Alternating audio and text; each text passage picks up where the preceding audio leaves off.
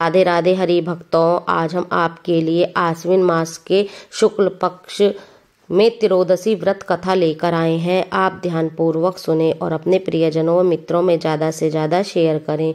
इस बार जो त्रियोदशी व्रत है वह है 26 अक्टूबर दिन गुरुवार का प्रदोष व्रत बहुत ही शुभ माना जाता है और कल्याणकारी भी होता है। कहते हैं कि इस व्रत को करने से भगवान शिव के साथ भगवान विष्णु भी आशीर्वाद प्रदान करते हैं। इस समय आश्विन मास का शुक्ल पक्ष चल रहा है। अक्टूबर महीने के दूसरे प्रदोष व्रत में गुरु प्रदोष व्रत का शुभ संयोग बन रहा है। गुरु प्रदोष व्रत 26 अक्टूबर 2023 दिन गुरुवार को रखा जाएगा। आश्विन शुक्ल पक्ष की त्रियोदशी का शुभ समय है 9:44 से प्रारंभ होकर 27 अक्टूबर सुबह 6:56 पर समाप्त होगी। धार्मिक मान्यताओं के अनुसार गुरु प्रदोष व्रत करने से जीवन में सुख समृद्धि का आगमन होता है, कष्टों से मुक्ति मिलती है, वैवाहिक जीवन में आने वाली अड़चनें दूर हो जाती हैं, भगवान शिव व हरि के आशीर्वाद से मनोकामनाएं पूर्ण होती हैं।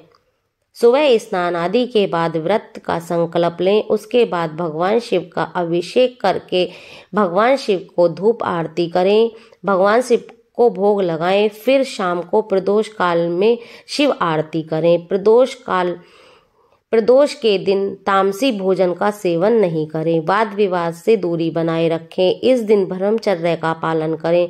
प्रदोष व्रत में गरीब व जरूरतमंदों की मदद करनी चाहिए। भगवान शिव का ज्यादा से ज्यादा स्मरण करना चाहिए। प्रदोष व्रत की कथा ध्यान पूर्वक सुने। पौराणिक कथाओं के अनुसार एक नगर में एक ब्राह्मणी अपने बेटे के साथ रहती थी। उसके पति का स्वर्गवास हो गया था।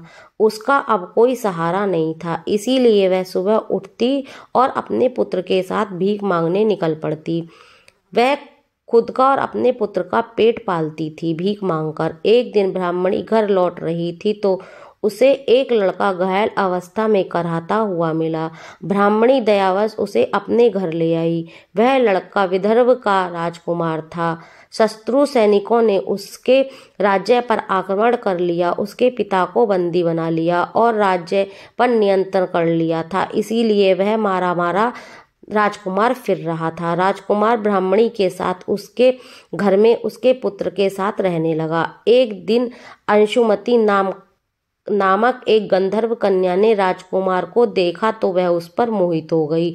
अगले दिन अंशुमती अपने माता पिता को राजकुमार से मिलने ले आई। उन्होंने भी राजकुमार को पसंद किया। कुछ दिनों बाद अंशुमती के माता पिता को भगवान शंकर ने सपन में आदेश दिया कि तुम राजकुमार और अंशुमती का विवाह करा दीजिए।